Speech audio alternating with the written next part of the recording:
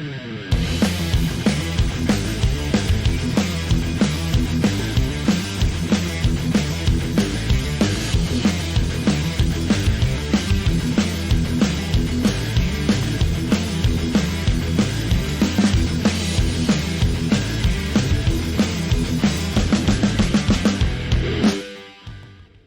welcome back everyone. Today we're going to talk about the dark art of aerodynamics, a subject I admittedly know very little about, but land speed racers are obviously very dependent on aerodynamics. Fortunately, land speed racers are an open community and there are some great forums and grad papers on the subject. So I'll do my best to explain the high-level aerodynamic goals of this type of race car with some rather poor visuals, so I do apologize. So the first goal of a land speed racer is to, of course, have as little aerodynamic drag as possible. Aero drag is by far the largest force which these cars have to overcome to reach high speeds, and drag increases as the square of velocity. So this means that going from 100 miles per hour top speed to a 200 mile per hour top speed doesn't require just double the power, but actually 4 times the power to achieve that. So to lower drag, there are 3 main areas where racers focus majority of their time. The first is the actual aerodynamic efficiency of the car shape, which is frequently quantified as its coefficient of drag. If the car has a sharp corners and transitions, kind of like this one, that's going to cause a significant amount of drag. The air is going to come over it, tumble, and cause vortexes and all sorts of mess. Versus a shape more like this, which the air is going to hit and be a very streamlined transition, essentially gradually transitioning around the side of the car and then slowly coming back together at the end of the car. Size is also very important. The total drag of the car is a product of both the coefficient of the drag, how efficient the shape itself is, as well as the total projected area of that car, which is essentially how much of the car is actually going to be exposed to the airstream that's going to provide the drag. This front-on picture of the Streamliner shows everything that would be part of the projected frontal area of the car. Frontal area is something Streamliners work very hard to minimize, as often more can be gained by lowering the frontal area than by chasing relatively small improvements in the shape of the Streamliner's body, which is already fairly well optimized and streamlined. Hence the name. So the frontal area is something that I focused on a lot with this design. I didn't push the absolute limits of what's possible. I want to see how this actually performs. Most high-speed RC cars I've seen have anywhere from 4 to 10 times the frontal area of this car.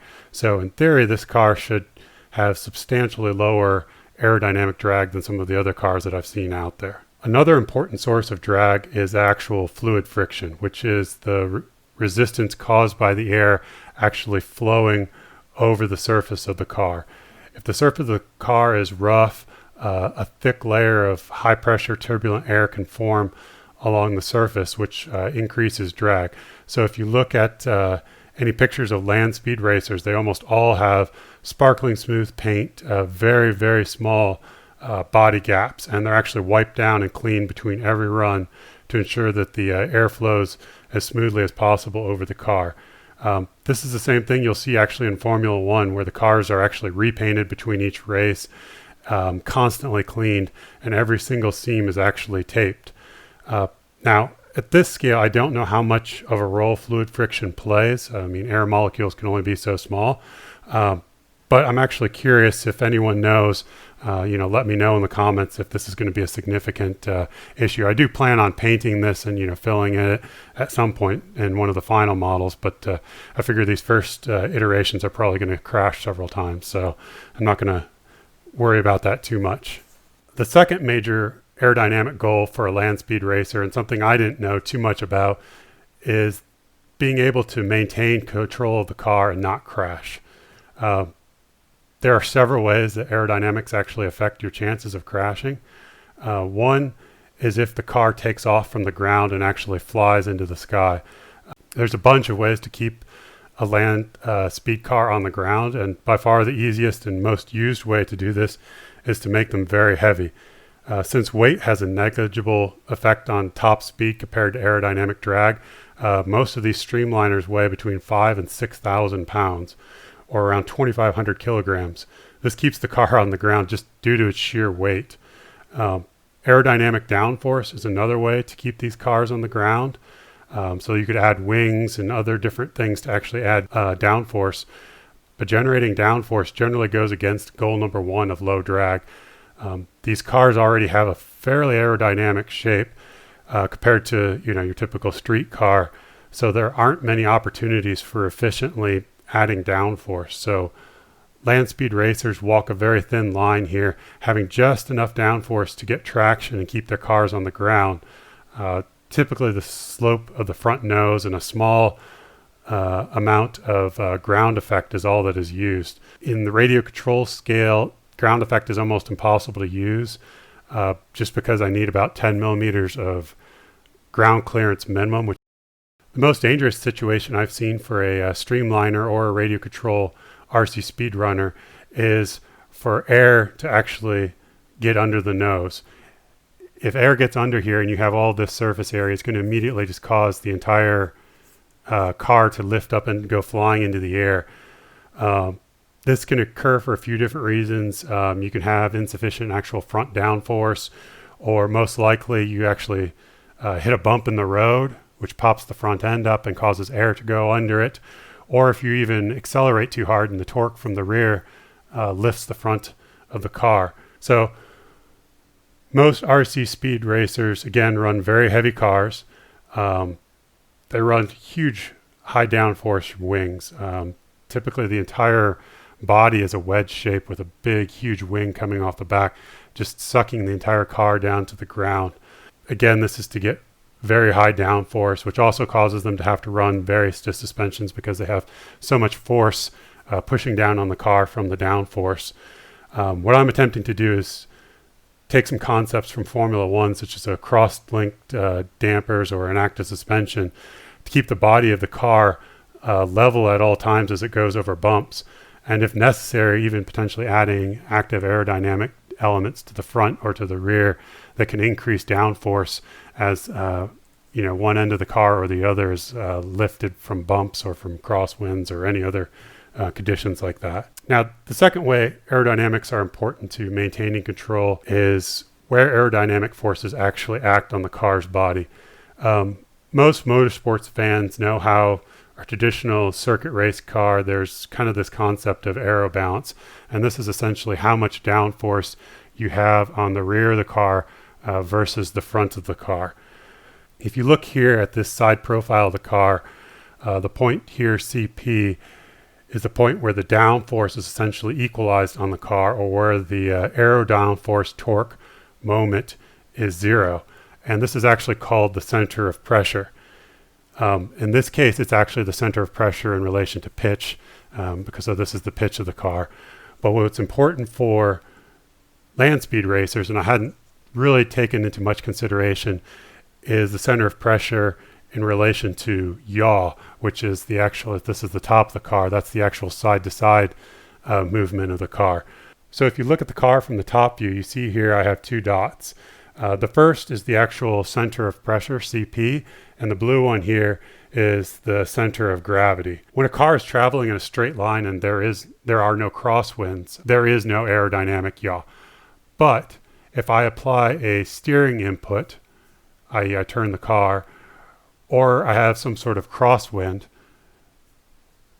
now if my yaw center of pressure, so if I put my center of pressure up here, is ahead of my center of mass or my center of gravity, this is going to produce a yaw torque essentially at the front of the car and cause the car to turn more and actually put more of the side of the car facing into the wind, which is going to cause it to turn more, roll, and essentially you'll crash.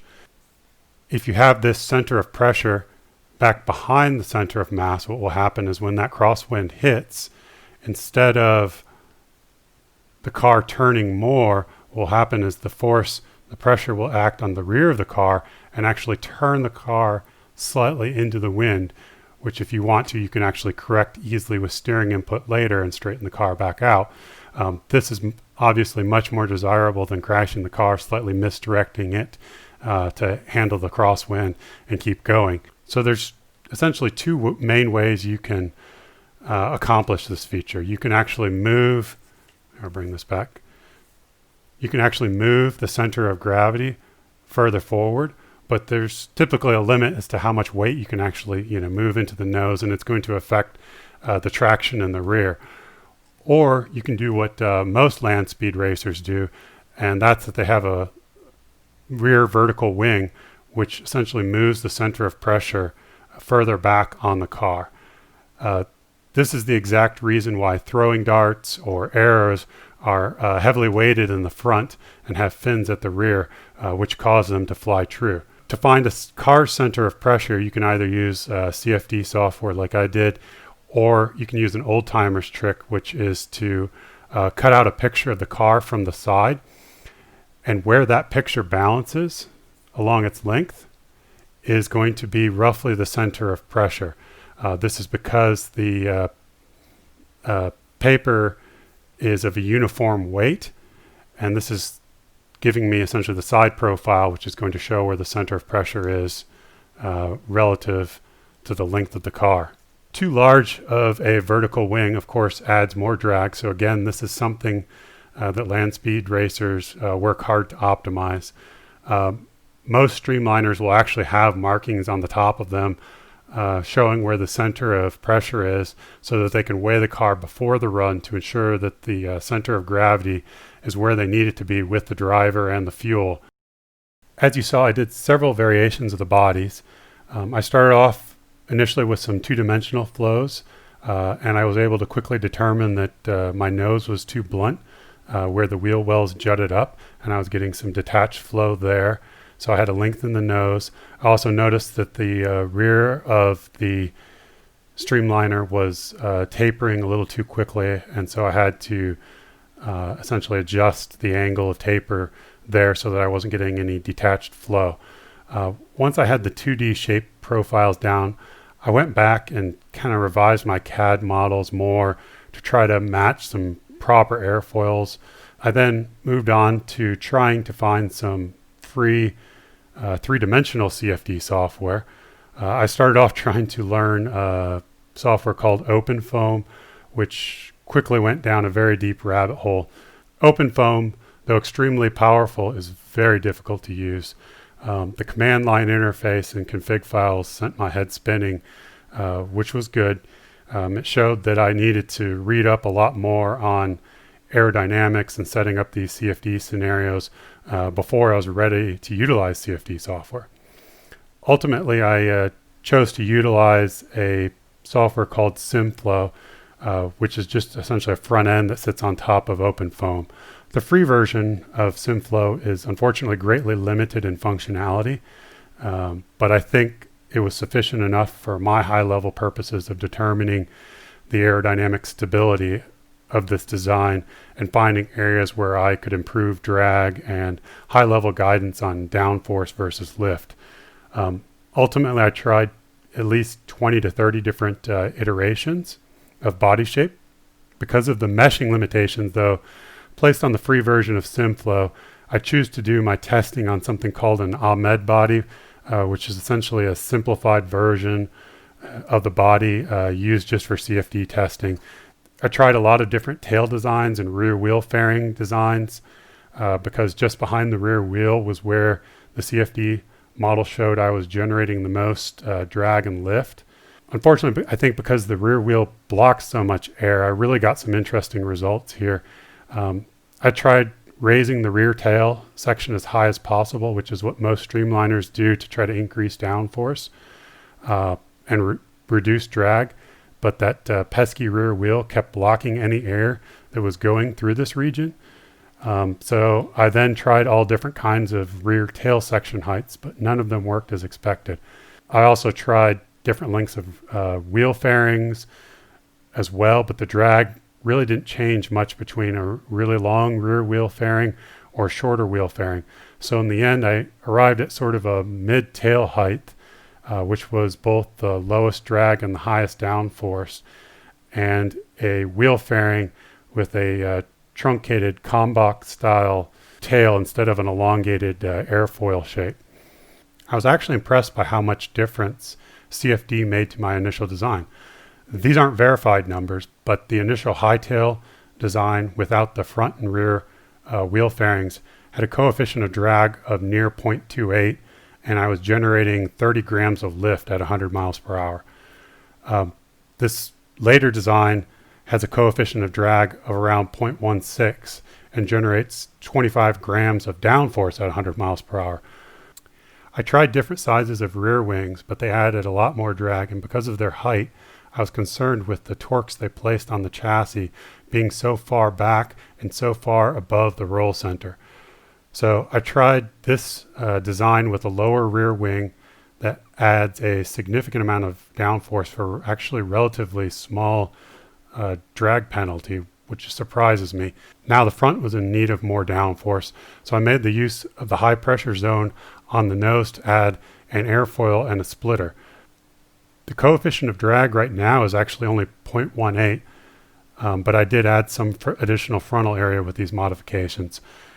So the net effect was a 6% increase in total drag, which netted a 213% increase in total downforce. Maybe it's dumb luck that I designed this right, but without a wind tunnel or more experience, I'm suspicious of these results.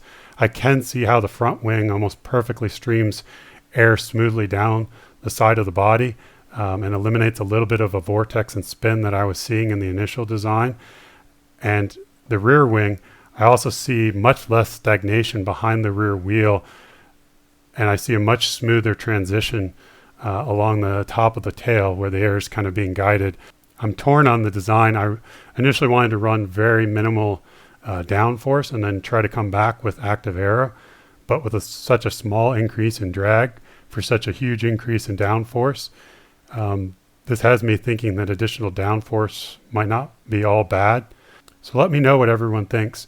The good thing is that the nose and the tail could be swapped out to try different configurations and different levels of downforce if we need to in the future. Now, will this hold up in the real world? Probably not. First, the CFD software requires a good bit of experience and intuition to get meaningful results. So most likely I'm already a bit off the mark there. I also did not simulate the actual spinning of the wheels, which will cause additional turbulence and drag. Even though these wheels will have very little exposed, there will still be an area of high pressure formed in front of them. And in the wheel wells themselves, there will be additional drag and lift. So for the rear wheel, which is right in the middle of the airstream, I have an experimental design that I want to run by everyone to see what they think. As you can see here, I have the top of the wheel fairing actually cut off. This initially was because I didn't have enough suspension travel at the rear of the car.